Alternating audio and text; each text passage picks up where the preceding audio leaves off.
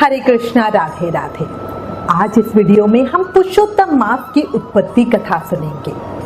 कैसे अधिक मास बना, कैसे मल मास को भगवान विष्णु का नाम मिला। श्रीमद् भागवत महापुराण के छठे स्कंध में 15 अध्याय हैं। पहले 5 अध्याय में हिरण्यकश्यप की कथा आती है। इसी में मल मास की उत्पत्ति की कथा है। हर किसी को ये कथा जरूर पढ़नी सुननी चाहिए। बहुत ही पावन फलदायी कथा है। आप भी प्रेम और भाव से इस कथा को जरूर सुने, बहुत ही आनंद मिलेगा। अब सबसे पहले आपको कथा बताती हूँ अधिक मास की उत्पत्ति कैसे हुई। इस विषय में पुराणों में बड़ी ही सुंदर कथा मिलती है। ये कथा दैत्यराज हिरण्यकश्यप के वध से जुड़ी है। पुराणों के अनुसार दैत्यराज हिरण्यकश्यप ने एक बार ब्रह्मा जी को अपने कठोर तप से प्रसन्न कर लिया और उनसे अमरता का वरदान मांगा। पर किसी को भी अमर बनाना संभव नहीं। जिसने जन्म लिया है उसकी मृत्यु होना जरूरी है। इसलिए ब्रह्मा जी ने उसे कोई दूसरा वर मांगने को कहा। तब हिरण्यकश्यप ने बड़े ही दिमाग के साथ वर मांगा और कहा कि उसे संसार का कोई नर नारी पशु देवता या असुर मार ना सके। उसकी वर्ष के 12 महीनों में से किसी भी महीने में मृत्यु ना हो। वो ना दिन में मरे ना रात में, वो ना किसी अस्त्र से मरे ना किसी शस्त्र से। उसे ना घर में मारा जा सके ना ही घर से बाहर। वो ना धरती पर मरे और ना ही आकाश में। ब्रह्मा जी ने तथास्तु कहकर उसे ये वरदान दे दिया। अब उसने इस एक वरदान में 6 शर्तें रखकर एक तरह से अपने आप को अमर ही बना लिया था। वरदान के मिलते ही हिरण्यकश्यप स्वयं को अमर मानने लगा और उसने खुद को भगवान घोषित कर दिया, क्योंकि उसे पता था कि जो उसने वरदान मांगा है वो होना संभव ही नहीं है। इस तरह खुद को अमर समझकर उसका आतंक और अत्याचार लोगों पर बहुत बढ़ गया। वो कहीं भी भगवान का नाम सुन नहीं सकता था। उसने अपने अत्याचारों से यज्ञ हवन पूजा पाठ आदि सभी शुभ कर्म बंद करवा दिए और अपने आप को भगवान घोषित कर दिया। पर भगवान की भक्ति को मिटाना नामुमकिन है। हिरण्यकश्यप का बेटा प्रहलाद भगवान विष्णु का अनन्य भक्त था। वो हर समय हर पल भगवान विष्णु का नाम जाप में लगा रहता। हिरण्यकश्यप ने तरह तरह के षड्यंत्र रचकर प्रहलाद को मारने की बहुत कोशिश की, पर कभी भी सफल ना हो सका। उसने प्रहलाद को जहर दिया, पानी में डुबोना चाहा, अपनी बहन होलिका के साथ आग में जलाना चाहा, पर हर बार प्रहलाद को कुछ नहीं होता। उसकी भक्ति भगवान विष्णु के लिए और दृढ़ होती जा रही थी। उधर ब्रह्मा जी और अन्य देवता हिरण्यकश्यप के आतंक से बचने के लिए भगवान विष्णु की शरण में गए। तब भगवान विष्णु ने ब्रह्मा जी से एक अधिक मास की रचना करवाई। फिर समय आने पर भगवान विष्णु ने अधिक मास में नरसिंह अवतार यानी आधा पुरुष और आधे शेर के रूप में प्रकट होकर हिरण्यकश्यपु को महल के प्रवेश द्वार की चौखट पर गोधूली वेला में नरसिंह रूप में अपने पैरों पर बिठाकर अपने लंबे तेज नाखूनों से मार डाला। इस प्रकार हिरण्यकश्यप अनेक वरदानों के बावजूद अपने दुष्कर्मों के कारण भयानक अंत को प्राप्त हुआ। इस तरह ब्रह्मा जी का वरदान सार्थक भी हुआ और हिरण्यकश्यप का वध भी हुआ।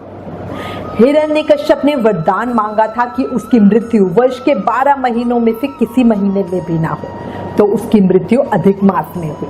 वो न दिन में मरे न रात में, तो उसकी मृत्यु गोधूली वेला यानी शाम को हुई, जब न दिन था न रात थी। उसकी मृत्यु न घर में हो न बाहर हो, तो उसकी मृत्यु दहलीज पर हुई। वो ना किसी अस्त्र से मरे ना शस्त्र से, इसलिए भगवान ने उसे अपने नखूनों से चीर कर मारा। वो ना धरती पर मरे ना आसमान में, इसलिए भगवान ने उसे अपने पैरों पर बिठा कर मारा। वो ना किसी नर नारी पशु देवता या असुर से मरे, इसलिए भगवान ने आधे इंसान और आधे पशु के रूप में नरसिंह अवतार लिया। अब इस तरह अधिक मास का जन्म हुआ, जो हर 3 साल बाद आता है। कितनी ही पावन कथा है। अब एक और अति सुंदर कथा बताती हूँ कि अधिक मास को पुरुषोत्तम मास का नाम कैसे मिला। अधिक मास के विषय में एक रोचक कहानी का जिक्र पुराणों में देखने को मिलता है।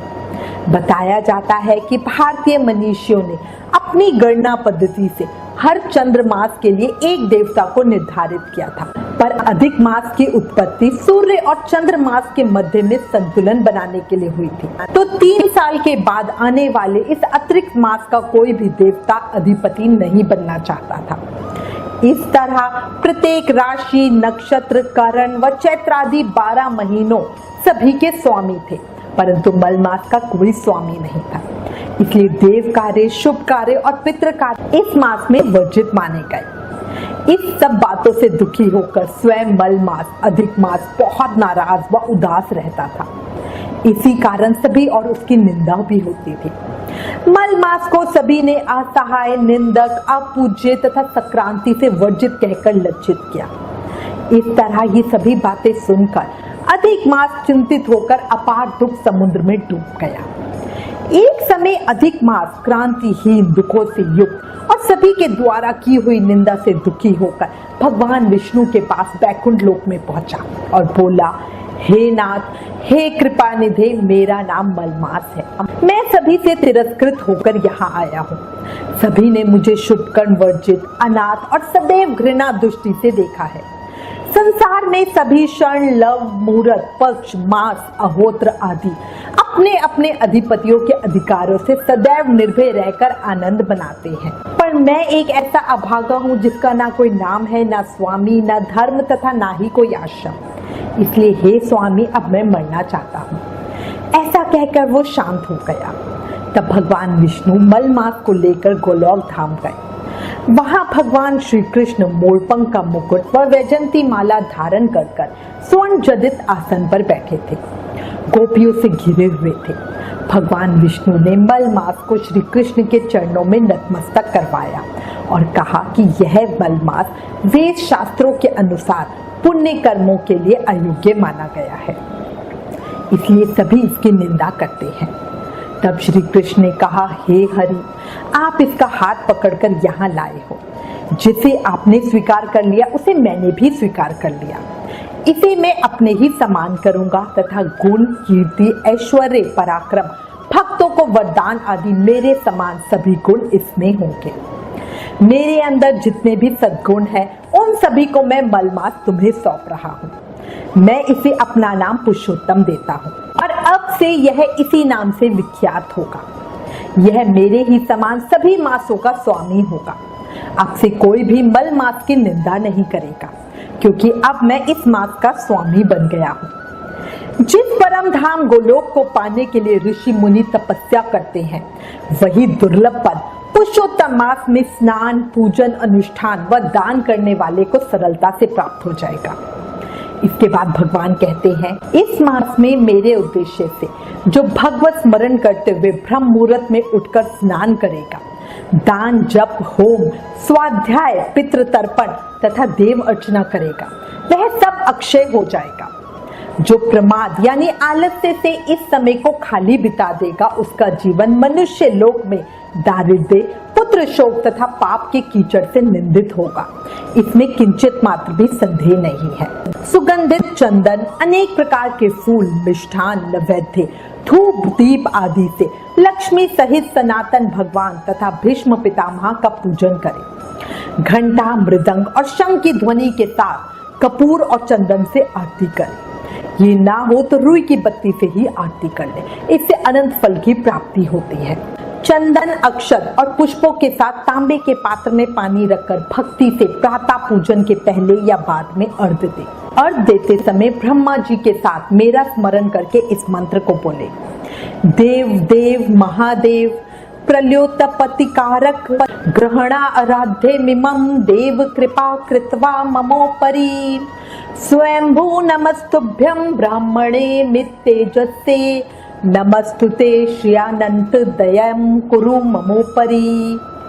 हे देवों के देव, हे महादेव, हे प्रलय और उत्पत्ति करने वाले हे देव, मुझ पर कृपया करके इस अर्घ को ग्रहण कीजिए। आप स्वयंभू को नमस्कार तथा ब्रह्मा जी को भी नमस्कार। हे अनंत लक्ष्मी जी के साथ आप मुझ पर कृपा करें। इस तरह पुरुषोत्तम मास का व्रत दारिद्र्य, पुत्र शोक और वैधव्य का नाशक है।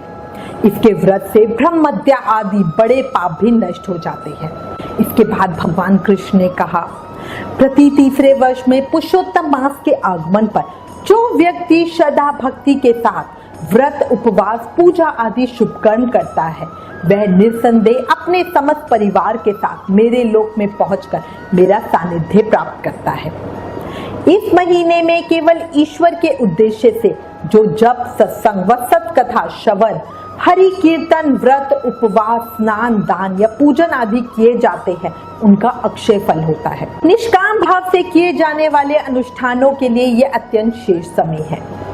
देवी भागवत के अनुसार यदि दान आदि का सामर्थ्य ना हो तो संत महापुरुषों की सेवा सर्वोत्तम है। इससे तीर्थ स्नान आदि के समान फल प्राप्त होता है। इस मास में प्रातः स्नान दान तप नियम धर्म पुण्य कर्म व्रत उपासना तथा निस्वार्थ नाम जाप गुरु मंत्र का जाप आदि बहुत महत्व देता है।